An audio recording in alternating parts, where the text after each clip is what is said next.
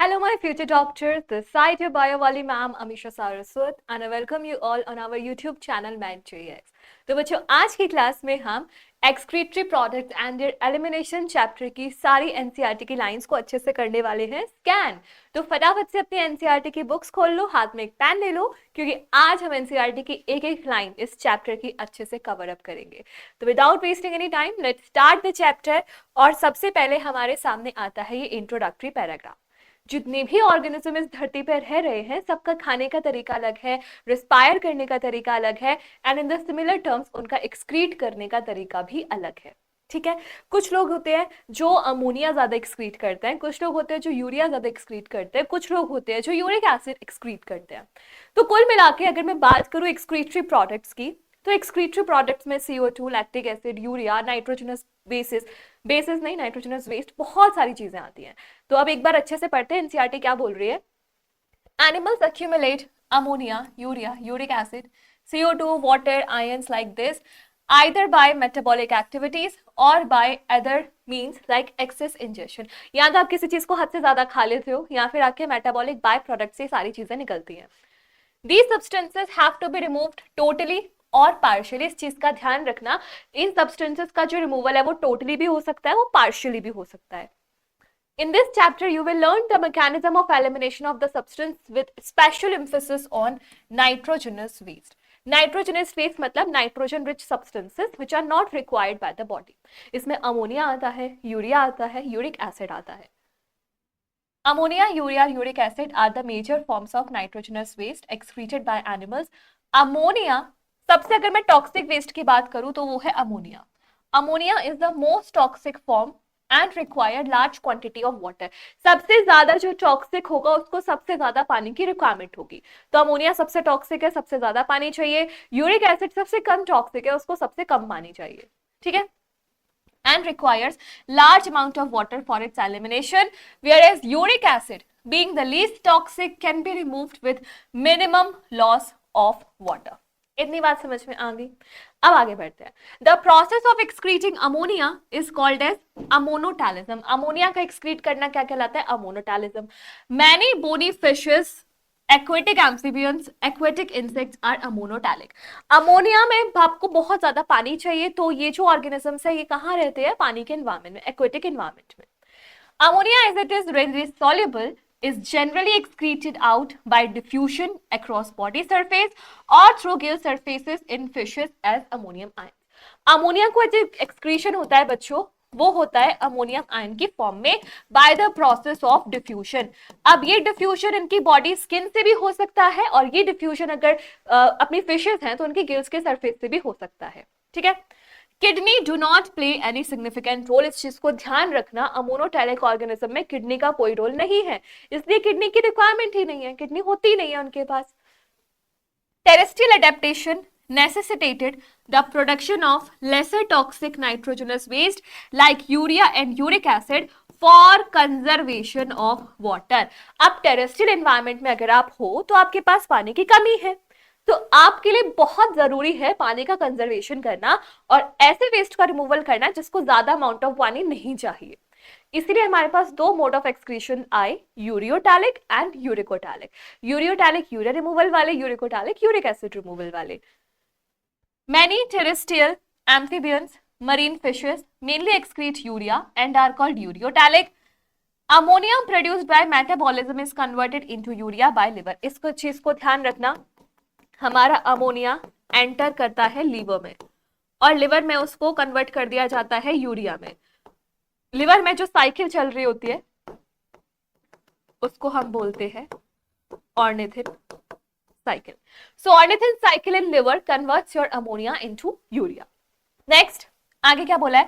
Some amount of urea may be retained in the body to maintain a desired osmolarity। आपको अगर counter current mechanism याद है तो collecting duct से जब यूरिया जा रहा था तो उसमें से कुछ पार्शियली रीएब्सॉर्ब कर लिया जाता है ताकि हमारी 1200 मिली ऑस्मोल ऑस्मोलैरिटी मेंटेन्ड रहे मैंडुलरी इंटरस्टिशियम में। तो इसका पार्शियल रिमूवल, पार्शियल एब्जॉर्प्शन भी हो सकता है। ठीक है, finally Reptiles, birds, land snails, and insects excrete nitrogenous waste as uric acid in the form of pellets or paste with minimum loss of water and are called uricotalic. तो reptile, Snell's, birds वगैरह जो होती है वो uric acid release करते हैं, वो palette semi solid form में निकलता है और उनकी बॉडी इससे लाइट वेट भी रहती है। ठीक है, आगे बढ़ते हैं, बात करते हैं थोड़ा सा आगे कि अलग अलग ऑर्गेनिज्म किस किस स्ट्रक्चर का यूज करके एक्सक्रीशन परफॉर्म करते हैं। तो a survey of animal kingdom presents variety of structures, जैसे कि अगर मैं हाईलाइट करूं, सबसे पहले vertebrates have complex tubular organs like kidney. Some of these structures mention here, जैसे प्रोटोनेफ्रिडिया या फिर फ्लेम सेल्स है, ये किसके एक्सक्रीटरी ऑर्गन्स है? अपने प्लेटीहेल्मिन्थ्स। प्लेटीहेल्मिन्थ्स मतलब के प्लेटफॉर्म्स जैसे कि प्लानेरिया। दूसरा अगर मैं एग्जांपल बात करूं तो यहाँ पे आता है नेफ्रीडिया, और कौन सा है?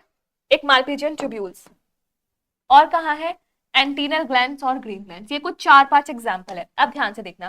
प्रोटोनेफ्रिडिया का example Platyhelminthes like your Planaria, rotifers and annelids and cephalochordates. ये एग्जांपल किसके हैं? फ्लेम सेल्स के। फ्लेम सेल्स का जो मेजर गोल है वो है आयनिक एंड फ्लूइड वॉल्यूम का मेंटेन करना, और इसी चीज को कहा जाता है ऑस्मोरेगुलेशन। तो हम ये बोल सकते हैं कि प्रोटोनेफ्रिडिया का मेजर पर्पस क्या है? ऑस्मो रेगुलेशन, यानी कि ऑस्मोलैरिटी को मेंटेन करना। एंड ऑस्मोलैरिटी का मतलब होता है सॉल्यूट सॉल्वेंट का रेशियो बैलेंस करना। इसके बाद नेफ्रिडिया की बात करो तो ये मिलता है अर्थवर्म में और अदर एनालिड्स में। नेफ्रिडिया का काम क्या है? वेस्ट रिमूवल और ऑस्मो रेगुलेशन। माल्पीजियन ट्यूब्यूल्स किस में मिलते हैं? इंसेक्ट्स। जैसे कि आपने वो पढ़ा था ना स्ट्रक्चरल ऑर्गेनाइजेशन में, पेरीप्लैनेटा अमेरिकाना, तो वहां पे वो भी एक्सक्रीट करता था with the help of Malpighian tubules, तो ये उसके अंदर हो जाएगा। फिर एंटीनल ग्लैंड्स और ग्रीन ग्लैंड्स की बात करूं तो इसमें क्रस्टेशियंस लाइक प्रॉन्स। तो यहाँ पे आपको टोटली मगअप करनी है चीजें, इसमें कुछ भी समझ नहीं करना, बस नाम याद करो, एग्जाम्पल याद करो, फिनिश। ठीक है, यहां से क्वेश्चन आता है। नेक्स्ट आगे बढ़ते हैं, बात करते हैं ह्यूमन एक्सक्रीटरी सिस्टम की, यानी कि हमारी किडनी की। तो अगर मैं किडनी की बात करूं तो यहाँ पे ध्यान देना, it is situated between level of last thoracic and third lumbar vertebrae, important line.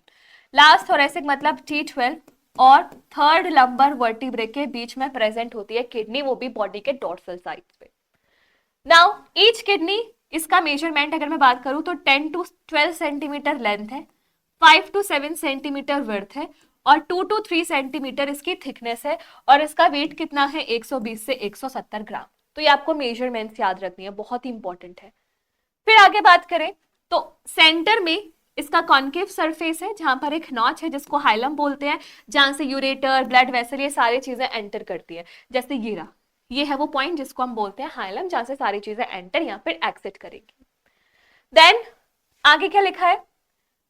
Inner to hilum is a broad funnel-shaped space called the pelvis, which projects into calyx. मैंने आपको वन शॉट में भी इसको अच्छे से detail में structure बना के समझाया था। जैसे आपके दांतों में जॉज होती हैं, उसमें आपका टीथ एम्बेड रहता है, तो ये जो जॉ लाइक स्ट्रक्चर है इसको आप कैलिक्स बोल सकते हो। तो ऐसे बहुत सारी कैलिक्स में प्रोजेक्शन होता है, एंड आई गेस डायग्राम यहाँ पे गिवन है, ये आपकी कैलिक्स है ये। ठीक है, तो पेल्विस के बाद आती है हमारी calyx. Outer layer is tough capsule, inside the kidney there are 2 zones, सबसे बाहर वाला कॉर्टेक्स और उसके अंदर मेडुला। मेडुला में क्या होते हैं? हमारे मेडुलरी पिरामिड्स, जिनके अंदर प्रेजेंट होती है हमारी nephrons, which are the functional unit of kidney. ठीक, नाउ अब तुम्हें यहाँ पे दिख रहा होगा बीच बीच में कॉर्टेक्स का रीजन जा रहा है मेडुला के बीच में, इसे हम नाम देते हैं, कहाँ है? यहाँ पे नहीं लिखा, column of Bertini. Column of Bertini क्या होता है? मेडुला के बीच बीच में कॉर्टेक्स का ही extension. Clear? Now each kidney के पास इतने सारे नेफ्रॉन्स होते हैं मिलियंस में। इसके पास 2 पार्ट्स होते हैं, एक तो glomerulus and renal tubule. Glomerulus is a tuft of capillary formed by efferent arteriole, a fine branch of renal artery. Blood from the glomerulus is passed to efferent. Ma'am ये क्या बोल रहा है समझ नहीं आया। ये बोल रहा है कि आपकी किडनी में एंटर की है renal artery, renal artery enter की, आर्टरी आगे जाके बनाएगी आर्टेरियोल, तो उसको आप नाम दोगे एफरेंट आर्टेरियोल। ठीक है, एफरेंट आर्टेरियोल आगे जाके क्या बनाएगा? आपका ग्लोमेरुलस। ग्लोमेरुलस, ग्लोमेरुलस आगे जाके क्या बनाएगा? आपका efferent arteriole. Body fluids in circulation में हम पढ़ते थे कि जो हमारी कैपिलरीज होती है, जैसे इस केस में ये हमारी कैपिलरी है, क्या है हमारी ये कैपिलरी। तो कैपिलरी हमेशा एक साइड उसमें आर्टरी होती है, एक साइड वी होती है, लेकिन यहां आप देख सकते हो इस साइड भी आर्टेरियोल है और इस साइड भी आर्टेरियोल है। ठीक है, तो ये आपकी एक सीरीज फॉलो होती है। आगे क्या लिखा हुआ है यहाँ पे, efferent arteriole. The renal tubules begins with a double-walled cup-like structure called Bowman's capsule, which encloses the glomerulus. आपका ये जो टफ्ट है कैपिलरीज का, उसको सराउंड करता है ऐसे बोमन्स कैप्सूल, जिसके बाद ट्यूब्यूल्स एक्सटेंड करते हैं। ठीक है, ग्लोमेरुलस बोमेंस कैप्सूल के साथ मिला के इसे कहा जाता है माल्पीजियन बॉडी और renal corpuscle. Malpighian body and Malpighian tubules are two different things. अगर माल्पीजियन ट्यूब्यूल नाम आ जाए तो समझ जाना कि वो कॉकरोच के लिए बात चल रही है, इंसेक्ट्स के लिए बात चल रही है, और माल्पीजियन बॉडी अगर नाम आ जाए तो वो हमारी किडनी के लिए बात चल रही है। ठीक है, now the tubules continues further to form highly coiled network called proximal convoluted tubule. Proximal convoluted tubule के बाद क्या आएगा आगे जाके, लूप ऑफ हेनले, जिसकी दो लिम्स होती है, डिसेंडिंग असेंडिंग, और आपका पार्ट आता है डीसीटी। ठीक है, अब एक चीज यहाँ पे ध्यान रखनी है, डीसीटी के बाद आता है आपका कलेक्टिंग डक्ट। अब कलेक्टिंग डक्ट एक नेफ्रॉन का पार्ट नहीं है, कलेक्टिंग डक्ट मल्टीपल नेफ्रॉन का पार्ट है, क्योंकि मल्टीपल नेफ्रॉन के डीसीटी उसमें अपना सिक्रेशन डालते हैं। ठीक है, तो यहाँ पे आप इसका डायग्राम देख सकते हो। अगर ये कॉम्प्लेक्स लगे तो मैंने वन शॉट में बहुत सिंप्लीफाई करके भी बनाया हुआ है, वहां पे आप चेक कर सकते हो। तो आपकी एफरेंट आर्टरियोल, फिर ग्लोमेरुलस, फिर एफरेंट आर्टरियोल, फिर बोमेंस कैप्सूल, और फिर ये पूरा ट्यूबुलर स्ट्रक्चर। ठीक है, नाउ आगे बात करते हैं, आगे क्या लिखा हुआ है। Malpighian corpuscle, PCT, DCT of the nephrons are situated in cortical region of the kidney, whereas loop of Henle tips into the medulla. तो यहाँ पर इतना जो पोर्शन आता है ना आपका, ये पोर्शन आता है कॉर्टेक्स में, और इसके नीचे वाला जो पूरा पोर्शन है वो आता है मेडुला में। तो कॉर्टेक्स में क्या क्या आ रही है, कॉर्टेक्स में आ रहा है आपका ग्लोमेरुलस, कॉर्टेक्स में आ रहा है आपका बोमेंस कैप्सूल, और कॉर्टेक्स में आ रहा है आपका डीसीटी। बाकी आपका जो लूप ऑफ हैनले है वो किस में आ रहा है, आपका मेडुलरी रीजन में। ठीक है, आगे क्या बोला है, आगे क्या बोला है, आगे क्या बोला है, majority of the nephrons the loop of Henle is too short and extends only very little, और इस टाइप के नेफ्रॉन्स को हम बोलते हैं कॉर्टिकल नेफ्रॉन्स। क्या बोलते हैं, कॉर्टिकल नेफ्रॉन्स। ठीक है, ये लिखा, in some of the nephrons loop of Henle बहुत ज्यादा लंबा होता है, मेडुला में जाता है, और इसको हम बोलते हैं मेडुलरी नेफ्रॉन। अगर मैं परसेंटेज के टर्म्स में बात करूं तो कॉर्टिकल नेफ्रॉन्स लगभग 80% होती है एंड मेडुलरी नेफ्रॉन्स लगभग 20% होती है। Efferent arteriole emerging from the glomerulus forms a fine capillary network around tubule called peritubular capillaries. Peritubular नाम से पता चल रहा है, दो पार्ट्स में तोड़ दो, पेरी ट्यूबुलर, ट्यूबुलर मतलब ट्यूब्यूल्स, पेरी मतलब उनके बाहर। तो पेरिट्यूबुलर कैपिलरीज क्या होती है, ट्यूब्यूल्स के बाहर चलने वाली ब्लड वेसल्स, जैसे कि आपको यहाँ पे दिख रही होंगी। ठीक है, पेरिट्यूबुलर कैपिलरी का वो पार्ट जो लूप ऑफ हैनले के अराउंड मूव करता है, that is called as vasa recta. ठीक है, so vasa recta, a minute vessel of this network run parallel to Henle's loop called as vasa recta. Vasa recta is absent or highly reduced in cortical nephron, क्योंकि loop of Henle अगर छोटा होगा तो vasa recta का काम ही क्या है, तो cortical nephrons में vasa recta या तो छोटी होगी या बिल्कुल रिड्यूस होगी, और juxtamedullary nephrons में vasa recta भी लंबी होगी। आगे बात करते हैं यूरिन फॉर्मेशन की। तो यूरिन फॉर्मेशन में बच्चों तीन चीजें होती हैं, एक तो ग्लोमेरुलर फिल्ट्रेशन, फिल्टर होकर चीजें आएंगी, उसके बाद ट्यूब्यूल में जाने के बाद दो चीजें होंगी, सिक्रीशन भी होगा, रीएब्जॉर्प्शन भी होगा। So 3 steps are glomerular filtration, tubular reabsorption, tubular secretion. अगर बात करते हैं थोड़ा सा फिल्ट्रेशन की, तो फर्स्ट स्टेप क्या है, glomerular filtration. On an average 1100 से 1200 ml of blood is filtered bye kidney per minute, यानी कि आपका कार्डिक आउटपुट पर मिनट कितना होता है, 5 लीटर। 5 लीटर में से आपने 1100 से 1200 निकाल लिया, तो इट इज रफली equal to 1/5 of the cardiac output.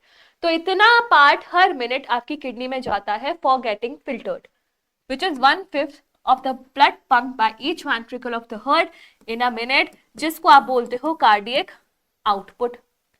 The glomerular capillary blood pressure causes filtration of blood through 3 layers. 3 diffusion layer है, endothelium of glomerulus, उसके बाद epithelium of Bowman's capsule, और एक बेसमेंट मेम्ब्रेन। यही 3 लेयर आपकी कहाँ पे थी? Diffusion membrane in lungs. वहां पे क्या था? एक तो squamous epithelium of alveoli, basement membrane और फिर endothelium of the blood vessel. Same यही है, endothelium, basement membrane, squamous epithelium of Bowman's capsule. जहां भी आपका डिफ्यूजन होना है वहां पर आपकी कौन सी मेम्ब्रेन, कौन सी एपिथेलियम होगी? Squamous epithelium. The epithelial cells of Bowman's capsule, called the podocytes, are arranged in intricate manner so as to leave some minute spaces called as filtration slit or the slit pore. अब Bowman's capsule के ही जो epithelium है वही extend कर जाते हैं और उनको हम नाम देते हैं पोडोसाइट्स। पोडोसाइट्स फिंगर जैसे होते हैं और ऐसे एक दूसरे के ऊपर लिपटे होते हैं कि बीच बीच में छोटे छोटे होल्स बन जाते हैं जहां से अल्ट्रा फिल्ट्रेशन होता है। इन होल्स को हम नाम देते हैं फिल्ट्रेशन स्लिट्स या फिर slit pores. So, blood is filtered so finely through these membrane that almost all the constituents of plasma except proteins pass into the lumen और इसे कहा जाता है अल्ट्रा फिल्ट्रेशन। तो अल्ट्रा फिल्ट्रेशन क्या होता है? Plasma minus protein. अब कोई बच्चा कहेगा मैम ब्लड सेल्स भी तो नहीं आते, तो जब आप ब्लड सेल्स में से ब्लड में से ब्लड सेल्स हटा दोगे तो प्लाज्मा ही बचेगा। अगर ब्लड के टर्म्स में बात करनी है तो ब्लड माइनस आपके ब्लड सेल्स प्लस प्रोटीन, ये सारी चीजें हट जाएंगी, इसे बोला जाएगा अल्ट्रा फिल्ट्रेट। तो ब्लड के पर्सपेक्टिव से भी आप लिख सकते हो, प्लाज्मा के पर्सपेक्टिव से भी आप लिख सकते हो।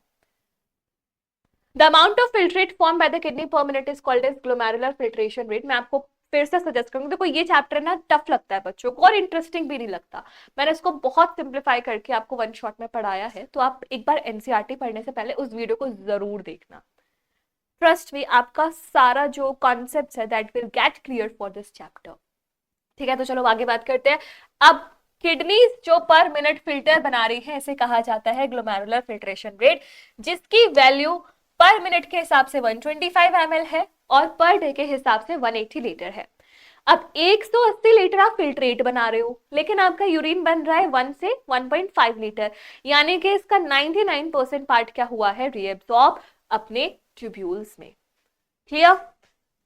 So, the kidneys have built in a mechanism for regulation of GFR. One such efficient mechanism is carried by juxtaglomerular apparatus. अब juxtaglomerular apparatus क्या है? ध्यान देना, इस वाले डायग्राम में समझाती हूँ। जहां पर आपके, इसमें तो पास आ ही नहीं रहे, ठीक है, जहां पर भी आपकी आर्टेरियोल और डीसीटी कांटेक्ट में आते हैं, उस कांटेक्ट वाले रीजन में दोनों ही ट्यूब्स के जो सेल्स है उनमें मॉडिफिकेशन हो जाता है, एक स्ट्रक्चर बनता है जिसको हम बोलते हैं जुक्स्टाग्लोमेरुलर अपैरेटस। तो उसी की बात की गई है और ये जो अपैरेटस है वो आपके जीएफआर को रेगुलेट करता है। So JGA is a specialised sensitive region formed by cellular modification in distal convoluted tubule and afferent arteriole at the location of their contact। जहां कांटेक्ट में आएंगे वहीं पर ये चीज होगी, और कौन सी arteriole? Afferent arteriole. A fall in GFR can activate the GG cells to release renin। अब स्पेलिंग पे आपको ध्यान देना है, RENIN और RENNIN। ये वाली जो रेनिन है वो मिल्क का डाइजेशन कराती है, और ये वाली स्पेलिंग की जो रेनिन है वो जीएफआर को मेंटेन कराती है। ठीक है, तो ये सिंगल एन वाली रेनिन है which can stimulate the glomerular blood flow and thereby GFR back to normal। इतना समझ में आया? क्या है यहाँ पे? देखो, जुक्स्टाग्लोमेरुलर अपैरेटस दो चीजों के कांटेक्ट से बनता है, एक तो आपका डीसीटी और दूसरा आपका एफरेंट आर्टेरियोल। तो यहाँ पे आने से क्या होगा? आपका जो जीएफआर है वो बढ़ जाएगा जैसे इनको सिग्नल मिलेगा कि जीएफआर घट चुका है। Now a comparison of the volume of filtrate, वही है, अगर आप फिल्ट्रेट देखो इतना है, यूरिन इतना बन रहा है, तो यानी कि 99% पार्ट का क्या हुआ है? रीएब्सॉर्प्शन। अब यहाँ पे जो सीक्वेंस आगे दिया हुआ है वो तुम्हारे लिए बहुत इंपॉर्टेंट है, नीट में क्वेश्चन आएगा। क्या लिख रहा है देखो, tubular epithelial cells in different segment of nephron performs this by active movement और by passive movement। मैंने आपको वन शॉट में रटवा दिया था कि किसका एक्टिव होगा किसका पैसिव होगा, तो आपको वहां पे दिक्कत नहीं आएगी। जैसे कि ग्लूकोज, अमीनो एसिड, सोडियम, ये सारे जो सब्सटेंसेस है ये होते हैं एक्टिवली रीएब्सॉर्ब, ये सब actively reabsorb. Where as nitrogenous bases waste मैं बेसिस बोल रही हूँ but it's waste, are absorbed by passive transport. Nitrogenous waste मतलब तुम्हारा तो काम ही है ना नाइट्रोजनस वेस्ट का रिमूवल करना, यानी कि ब्लड में इनकी कंसेंट्रेशन हाई है तो अपना पैसिव डिफ्यूजन से इनका एक्सक्रीशन हो जाएगा, लेकिन इन सब्सटेंसेस क्या कैसे होगा, एक्टिव डिफ्यूजन से। Now during urine formation tubular cells secrete substances like H positive, K positive, ammonia into filtrate। इन चीजों का क्या होता है, क्या कहते हैं, secretion.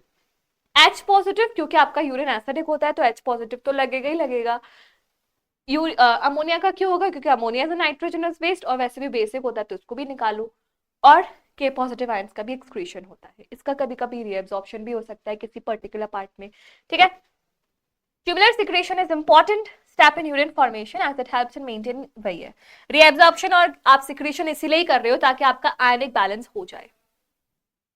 Now functions of tubules में अगर मैं बात करूं प्रॉक्सिमल कन्वोल्यूटेड ट्यूब्यूल की, तो यहां पर क्यूबॉइडल ब्रश बॉर्डर एपिथेलियम होती है। ब्रश बॉर्डर एपिथेलियम मतलब यहाँ पे होंगे विलाय एंड माइक्रोविलाय, नॉट सीलिया। अगर सीलिया होता तो काम केवल मूवमेंट होता है, यहाँ पे विलाय माइक्रोविलाय इसका काम है ये एब्जॉर्ब कर लेंगे, तो इसकी होने की वजह से ये सरफेस एरिया इंक्रीज हो जाता है और पीसीटी में हो जाता है मैक्सिमम रीएब्जॉर्प्शन। यहां पर सारे एसेंशियल न्यूट्रिएंट्स 70 to 80% इलेक्ट्रोलाइट्स जैसे कि NaCl, KCl इनका रीएब्जॉर्प्शन होगा, पानी का रीएब्जॉर्प्शन होगा। PCT helps in maintaining pH, pH कैसे, H पॉजिटिव के बैलेंस से, आयनिक बैलेंस कैसे, अपने इलेक्ट्रोलाइट्स के बैलेंस से, तो ये सारा काम कर देती है। और सिक्रीट क्या करती है यहाँ पे, hydrogen ion and ammonia. Ammonia secrete क्यों होना है, क्योंकि वो तो वेस्ट है वैसे भी। हाइड्रोजन आयन सिक्रेट क्यों नहीं है, क्योंकि वो एसिडिक बनाएगा हमारे यूरिन के पीएच को। अगर मैं बात करूं हैनलेज लूप की, तो reabsorption is minimum in ascending limb. ये लाइन जो बोली गई है ना बच्चों, ये लाइन बोली गई है विद पर्सपेक्टिव ऑफ वाटर। पानी असेंडिंग लिम्ब में बिल्कुल भी रीएब्जॉर्ब नहीं होता, डिसेंडिंग लिम्ब में होता है क्योंकि वहां पे एक्वापोरेंस होते हैं, ठीक है। So, however, this region plays significant role in maintenance of high osmolarity of medullary interstitial fluid. The descending limb of loop of Henle is permeable to water but impermeable to electrolytes. Permeable क्यों है, क्योंकि यहाँ पे present है aquaporins. तो एक्वापोरेंस होने की वजह से इसकी डिसेंडिंग लिम्ब है permeable and ascending limb is impermeable. और वही अगर मैं असेंडिंग लिम्ब की बात करूं तो पानी का वहां पे बिल्कुल भी रीएब्जॉर्प्शन नहीं है। Ascending limb is impermeable to water but allows transport of electrolytes, actively भी हो सकता है और पैसिवली भी हो सकता है। तो आप खुद इमेजिन करो, आपका एक यू शेप का ट्यूब है, जब आप ऊपर से नीचे जा रहे हो तो सारा पानी निकल रहा है, तो यहां से यहाँ पे आने में तो यूरिन कैसा हो जाएगा, कंसेंट्रेटेड। अब आप यहां से यहां जा रहे हो तो पानी सेम है, आपके इलेक्ट्रोलाइट्स निकल रहे हैं, तो क्या हो रहा है, पानी का कंसेंट्रेशन बढ़ रहा है, इलेक्ट्रोलाइट्स का कंसेंट्रेशन घट रहा है, तो ऊपर जाने में यूरिन कैसा हो जाएगा, डाइल्यूट। तो यही लाइन यहाँ पे लिखी हुई है, therefore as the concentrated filtrate pass upwards it get diluted due to passage of electrolytes into medullary fluid। समझ में आया। बात करते हैं डिस्टल कन्वोल्यूटेड ट्यूब्यूल्स की, तो यहाँ पे एक वर्ड लिखा हुआ है कंडीशनल। कंडीशनल का मतलब कंडीशन से, यहाँ पे हार्मोन्स के इन्फ्लुएंस से सारी चीजें होती है। तो कंडीशनल रीएब्जॉर्प्शन किस किस का होगा, सोडियम एंड वाटर का। DCT is also capable of reabsorption of bicarbonate ion and selective secretion of hydrogen and potassium। ये मैंने बहुत अच्छे से आपको वन शॉट में बताया, आपको रटने की रट जाएगा, कब आपको पता भी नहीं चलेगा क्योंकि आप इतने अच्छे से समझ जाओगे चीजों को, ठीक है। तो एक बार इसको वहां से पढ़ लेना, ये पार्ट है, यहाँ पे सब दिखाया हुआ है किस पार्ट में क्या रीएब्सॉर्ब हो रहा है, क्या सिक्रेट हो रहा है, ये आप देखो। इसके बाद हम बढ़ते हैं कलेक्टिंग डक्ट में। This long duct extends from the cortex of the kidney to inner parts of medulla.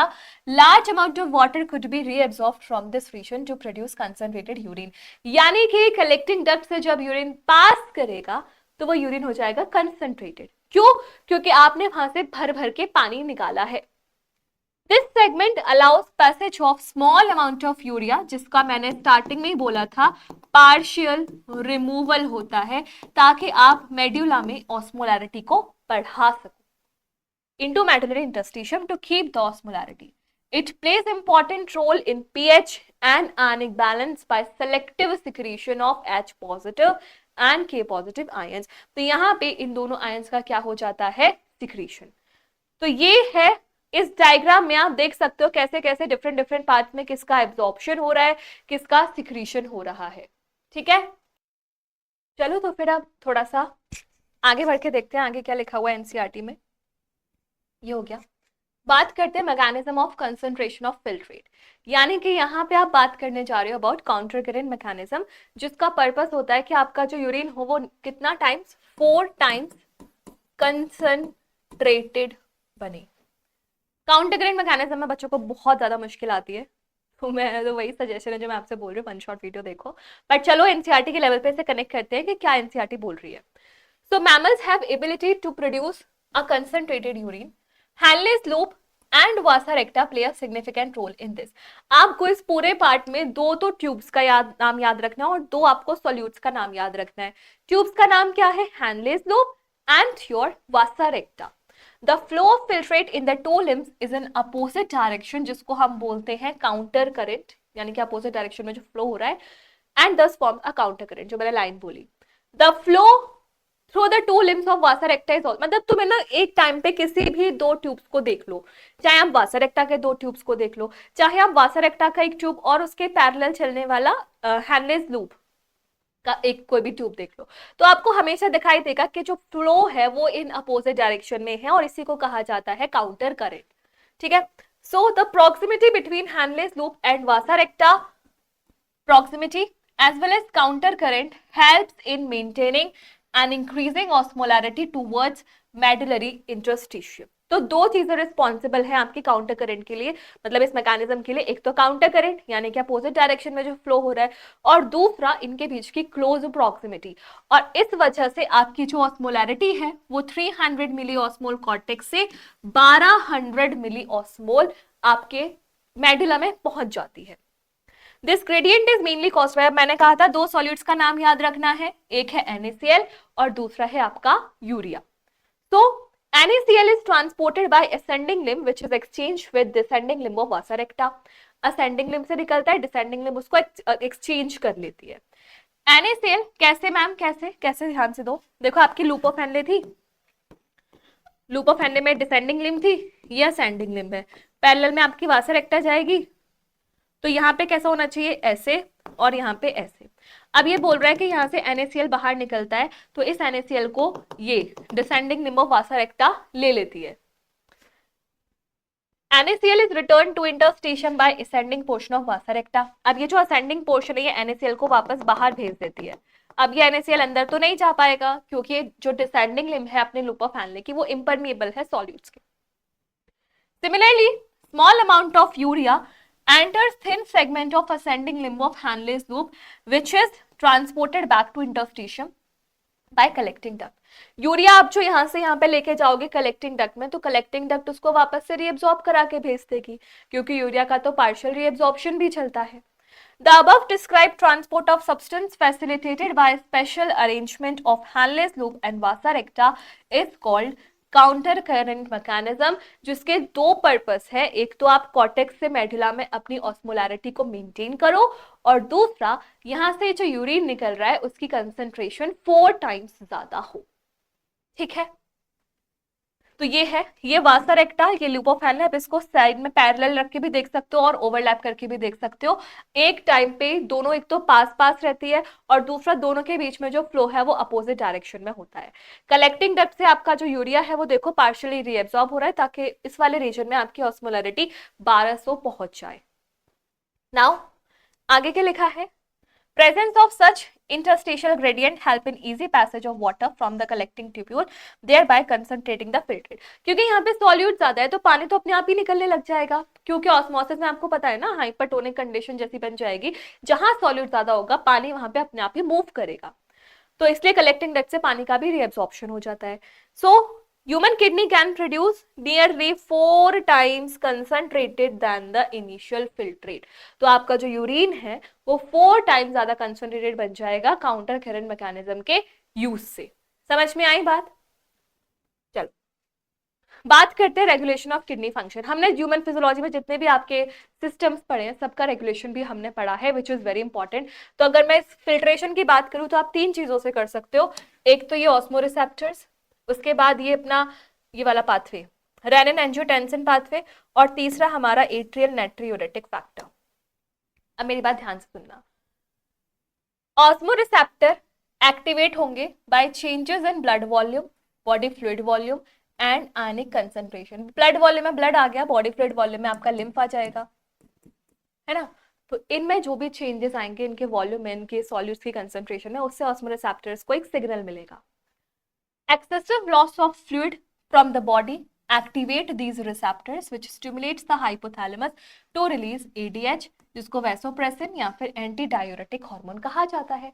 यानी कि जैसे ही आपकी बॉडी की ऑस्मोलैरिटी मल्टीपल टाइम बढ़ जाएगी तो ये ऑस्मोरिसेप्टर स्विच ऑन हो जाएंगे और ये सिग्नल भेज देंगे हाइपोथैलेमस को कि भाई अब तुम एडीएच रिलीज करो। क्यों? क्योंकि एडीएच का काम होता है पानी को रीअब्सॉर्ब कराना और इसके साथ साथ वेसो कॉन्स्ट्रिक्शन करना। तो ये कहां से रिलीज होगा? न्यूरोहाइपोफाइसिस से, which is your posterior pituitary. ADH facilitates water reabsorption from later parts of the tubule, जहां पे हमने वर्ड यूज किया था कंडीशनल reabsorption। तो कंडीशनल reabsorption इसीलिए क्योंकि हार्मोन्स के इन्फ्लुएंस में आके वहां से चीजों का एब्जॉर्प्शन हो सकता है। An increase in body fluid volume can switch off the osmoreceptor। जैसे आपकी ऑस्मोलैरिटी बैक टू नॉर्मल आएगी, ऑस्मोरेसेप्टर स्विच ऑफ हो जाएंगे, आपका GFR नॉर्मल आ जाएगा। नाउ आगे, ADH can affect the kidney functions by its constrictory effect on blood vessels, which cause increase in blood pressure, and इसकी वजह से क्या हो जाएगा? आपका glomerular blood flow of GFR बढ़ जाएगा। तो जब आपका ब्लड प्रेशर बढ़ेगा तब आपका GFR बढ़ेगा, this you have to keep in mind. तो जैसे ही आपकी ऑस्मोलैरिटी बैक टू नॉर्मल हो जाएगी, ब्लड फ्लो बढ़ेगा, तो आपका GFR भी बढ़ जाएगा। फिर मैं बात करूं रेनिन एंजियोटेंसिन पाथवे की, तो मैंने आपको पूरा फ्लो चार्ट बना के समझाया था, एक बार समझते हैं। जैसे आपका GFR गिर गया तो क्या होगा? लीवर से एंजियोटेंसिनोजन रिलीज होता है, किडनी से रिलीज होता है जेजी सेल्स से रेनिन। तो रेनिन एंजियोटेंसिनोजन को एंजियोटेंसिन 1 में कन्वर्ट करता है। फिर ये एंजियोटेंसिन घूमते घूमते जाता है लंग्स के पास, वहां पर एक एंजाइम होती है ACEase, which is angiotensin converting enzyme, जो एंजियोटेंसिन 1 को एंजियोटेंसिन 2 में कन्वर्ट कर देती है। तो एक बार इतना पढ़ते हैं, क्या बोला है? A fall in glomerular blood flow और GFR can activate JG cells to release renin, which converts angiotensin in blood to angiotensin 1 and further to angiotensin 2। angiotensin 2 जो होता है वो होता है बच्चों वासोकॉन्स्ट्रिक्टर। तो ये क्या करेगा? GFR को बढ़ा देगा कॉन्स्ट्रिक्शन करके। इतने में नहीं रुकता, ये क्या करेगा? फिर ये एड्रिनल कॉर्टेक्स पे जाता है और वहां से रिलीज करवाता है aldosterone, which is a mineralocorticoid. तो मिनरलोकॉर्टिकॉइड फिर वही अपना कंडीशनल रीअब्जॉर्प्शन करा के सोडियम और पानी का रीअब्जॉर्प्शन कराएगा, जिस वजह से ब्लड वॉल्यूम बढ़ेगा, ब्लड प्रेशर बढ़ेगा, GFR बढ़ेगा। तो कुल मिला के ये दोनों जो सिस्टम अभी आपने पढ़े हैं, दोनों ही सिस्टम का काम है अपने GFR की वैल्यू को बढ़ाना। लेकिन हमेशा बस बढ़ाना बढ़ाना बढ़ाना ही थोड़ी ना मकसद हो सकता है, मकसद तो उसको घटाना भी होगा। कभी ऐसा भी हो सकता है कि हाइपर GFR हो जाए तो उसको लो करना पड़ेगा। तो लो करने के लिए आपके पास ये तीसरा मेथड है ANF, जिसकी फुल फॉर्म क्या है? Atrial natriuretic factor. ये कहां से निकलता है? ये निकलता है आपकी हार्ट की एट्रियम से। ये वैसो डायलेशन कराता है। तो जब वैसो कॉन्स्ट्रिक्शन से आपका सब बढ़ रहा था तो वैसो डायलेशन से उल्टा हो जाएगा, आपका GFR भी गिर जाएगा। ठीक है, तो ये 3 तरीके हैं आपके GFR को रेगुलेट करने के, जिसमें से 2 का काम है GFR को बढ़ाना, 1 का काम है GFR को घटाना। तो घटाने वाला काम किसका है? ANF का। बढ़ाने वाला काम osmoreceptors and your renin angiotensin mechanism. बात करते हैं अब मिक्चुरेशन की, यानी कि यूरिन के डिलीवरी जो होती है। तो urine form by nephron is ultimately carried out by urinary bladder, ये सब ठीक है। यहाँ पे एक वॉलंटरी सिग्नल होता है जिसको CNS कंट्रोल करता है। ये कैसे इनिशिएट होता है? जब यूरिनरी ब्लैडर स्ट्रेच होता है। स्ट्रेचिंग की वजह से जो स्ट्रेच रिसेप्टर्स हैं वो सिग्नल भेजते हैं CNS को, और फिर CNS मोटर सिग्नल भेजता है वापस से 2 ऑर्गन्स के पास। एक तो कॉन्ट्रैक्शन कराता है ब्लैडर की स्मूथ मसल का, और दूसरा रिलैक्सेशन कराता है यूरिथ्रल स्फिंक्टर का। आप ऐसे अज्यूम करो आपके पास एक बैलून है जिसमें एयर फिल्ड है। अब इस बैलून में से एयर को निकालना है तो बैलून को दबाना पड़ेगा, उसकी नॉट को खोलना पड़ेगा। तो सेम वही है, यूरिनरी ब्लैडर को दबा दो, कॉन्स्ट्रिक्ट कर दो, और नीचे जो स्फिंक्टर लगा है उसको खोल दो। तो वही चीज यहाँ पे चल रही है। The process of release of urine is called micturition, और एक ये न्यूरल मैकेनिज्म है जिसको कहा जाता है मिक्चुरेशन रिफ्लेक्स। एडल्ट का वॉल्यूम कितना होता है? 1 to 1.5 लीटर पर डे, और हमारा यूरिन होता है स्लाइटली एसिडिक 6.0 pH। इसीलिए हम हर सेगमेंट में H पॉजिटिव का हम सिक्रीशन कर रहे थे। On an average 25 to 30 grams of urea is excreted out per day, इतना पर डे एक्सक्रीट आउट होता है अपने यूरिन में। एनालिसिस ऑफ, अगर आप यूरिन, जैसे आपको पता होगा कभी किसी किसी डायग्नोस्टिक मेथड्स के लिए ब्लड टेस्ट होता है, किसी किसी के लिए आपका यूरिन टेस्ट भी होता है। तो यूरिन टेस्ट में आपको अगर ग्लूकोज का लेवल हाई मिलेगा तो इसे कहा जाता है ग्लाइकोसूरिया। अगर आपको कीटोन बॉडीज का लेवल हाई मिलेगा तो इसे कहा जाता है कीटोन्यूरिया। एंड दोनों ये किसके सिम्टम्स हैं? डायबिटीज मेलाइटस के, यानी कि जो शुगर वाली डायबिटीज होती है। अगर आपका पानी ज्यादा रिलीज हो रहा है यूरिन में तो वो डायबिटीज इंसिपिडस के। डायबिटीज मतलब हमेशा शुगर वाले डायबिटीज नहीं होता। अगर मेलाइटिस है तो शुगर वाली डायबिटीज है, अगर इंसिपिडस है तो वो पानी वाली डायबिटीज है। ठीक है। Now role of other organs in excretion. Excretion में केवल किडनी का ही रोल नहीं होता, आपकी स्वेट ग्लैंड्स भी एक्सक्रीट कर रहे हैं, आपके लंग्स भी एक्सक्रीट कर रहे हैं, लिवर भी एक्सक्रीट कर रहा है, तो सारे ऑर्गन्स का आपको फंक्शन पढ़ना है एक्सक्रीशन में। ठीक है। सो लंग्स की बात करूं मैं सबसे पहले तो ये CO2 रिमूव करता है कितना? 200 ml पर मिनट। और पानी पर डे के हिसाब से अगर मैं बताऊं तो 400 ml पर डे ये रिलीज करते हैं। लिवर की बात करते हैं तो लिवर से क्या क्या सिक्रेट होता है? आपके bile pigments like bilirubin, बिलिवर्डिन, cholesterol, steroid hormones in degraded forms, vitamins and drugs. ये लिस्ट आपको याद रखनी है।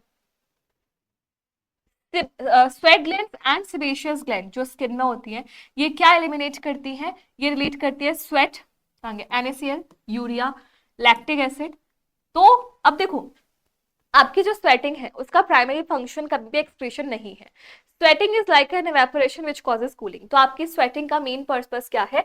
कूलिंग। तो यहाँ पे एक लाइन लिखी हुई है, primary function of sweat is to facilitate a cooling effect on the body. It also helps in removal of some of the waste. तो वही है, कूलिंग करते करते उसमें थोड़ा सा वेस्ट भी रिमूव कर दिया। सेबेशियस ग्लैंड क्या करती है? ये एक्सक्रीट करती है sterols, hydrocarbons, waxes through sebum. होता है ना ऑयल, चिपचिपी जो स्किन हो जाती है, ऑयली स्किन जो होती है, उस ऑयली सिक्रेशन में ये सारी चीजें एक्सक्रीट आउट होती है। ठीक है, ये हो गया। फिर बात करते हैं कुछ डिसऑर्डर्स की। हर चैप्टर में कुछ ना कुछ डिसऑर्डर्स होते हैं जहां से आपको पढ़ना है और जहां से आपके नीट में सवाल भी आएंगे। सबसे पहले बात करती हूँ मैं यूरेमिया की। यूरेमिया का मतलब क्या होता है? ब्लड में यूरिया का लेवल बढ़ जाना। आपको कंफ्यूजन होगा कि ब्लड में बढ़ना है तो कि यूरिन में बढ़ना है। भाई देखो, यूरिन में बढ़ गया तो कोई दिक्कत नहीं है, यूरिन का तो काम ही एक्सक्रीट करना। ब्लड में अगर यूरिया बढ़ गया तो वो एक मुश्किल की बात होती है, तो उसे कहा जाता है यूरेमिया। और यूरेमिया को ठीक करने के लिए आप हीमोडायलिसिस करा सकते हो। हीमोडायलिसिस कब कराई जाती है? जब आपकी किडनी सही से फंक्शन नहीं कर रही है। किडनी काम नहीं कर रही भाई, तभी तो यूरिया ब्लड में बढ़ रहा है ना। तो आप हीमोडायलिसिस कराओ। और हीमोडायलिसिस को हम और क्या बोलते हैं? Artificial kidney. ठीक है। अब यहाँ पे क्या होता है? पर्सन की आर्टरी से आप एक हेपारिन डाल के, हेपारिन जैसा कोई सब्सटेंस डाल के आप हीमोडायलिसिंग यूनिट में डाल दो। वहां से उसका फिल्ट्रेशन होता है, क्योंकि जो डायलिसिंग फ्लूइड है उसमें यूरिया नहीं होता। सेलोफेन ट्यूब होता है, सेलोफेन ट्यूब के अंदर आपका ब्लड मूव करेगा, बाहर यूरिया है नहीं, ब्लड के अंदर यूरिया ही यूरिया है। तो सेमी पर जो सेलोफेन ट्यूब है वहां से पैसिव डिफ्यूजन से सारा यूरिया बाहर आ जाएगा। फाइनली जब आप सेलोफेन ट्यूब की एंडिंग होगी तो वहां से जो ब्लड आएगा that will be free from urea. तो इस यूरिया वाले ब्लड, मतलब यूरिया फ्री ब्लड को पेशेंट की बॉडी में वापस डाला जाता है थ्रू वीन। अब वापस डालने से पहले आपको एक एंटी हेपारिन सब्सटेंस डालना पड़ेगा ताकि आपकी जो बॉडी की नॉर्मल क्लॉटिंग एक्टिविटी है वो बैक टू नॉर्मल हो जाए। ठीक है, तो यही सारी चीजें हैं। Now the unit contains a coiled cellophane tube surrounded by dialysing fluid having same composition as plasma except nitrogenous waste। सब कुछ सेम होता है प्लाज्मा जैसा, बस नाइट्रोजनस वेस्ट नहीं होते। The porous cellophane membrane allows passage of molecules based on concentration gradient. As nitrogenous waste are absent in the dialysing fluid, these substances freely move out, thereby clearing the blood. जब concentration ही उनकी बाहर कम है ही नहीं, तो अपने आप ही passive diffusion हो जाएगा यूरिया का।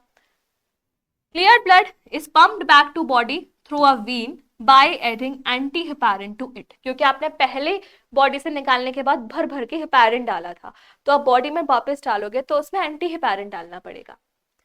अब किडनी ट्रांसप्लांटेशन कब होगा? जब आपकी किडनी फेलियर हो जाए, यानी कि रिनल फेलियर हो जाए। बट किडनी ट्रांसप्लांटेशन इतना आसानी से नहीं होता, किसी भी ऑर्गन का ट्रांसप्लांट इतना आसान नहीं होता है, क्योंकि graft rejection is the major cause. और ये मैं आपको बता चुकी हूँ एंडोक्राइन वाले सिस्टम में कि कैसी सारी चीजें होती है ग्राफ्ट रिजेक्शन वाली। आपके बी सेल्स, टी सेल्स इस पे काम, बी सेल्स तो नहीं, टी सेल्स आपका ये काम संभालते हैं, क्योंकि वो सेल मीडिएटेड इम्यूनिटी के पार्ट है। ठीक है, इसके बाद तो आपको वही है कि आपको एक सुटेबल डोनर ढूंढना पड़ेगा, अदरवाइज ये बहुत कॉम्प्लिकेटेड होता है। फिर नेक्स्ट है रीनल कैलकुलाई, यानी कि आपकी किडनी स्टोन। सो स्टोन्स और insoluble mass of crystallised salts which is mostly oxalate, जब ये बन जाते हैं तो इनको बोला जाता है renal calculi, which in normal language is called as kidney stones. और फाइनली है आपका ग्लोमेरुलोनेफ्राइटिस।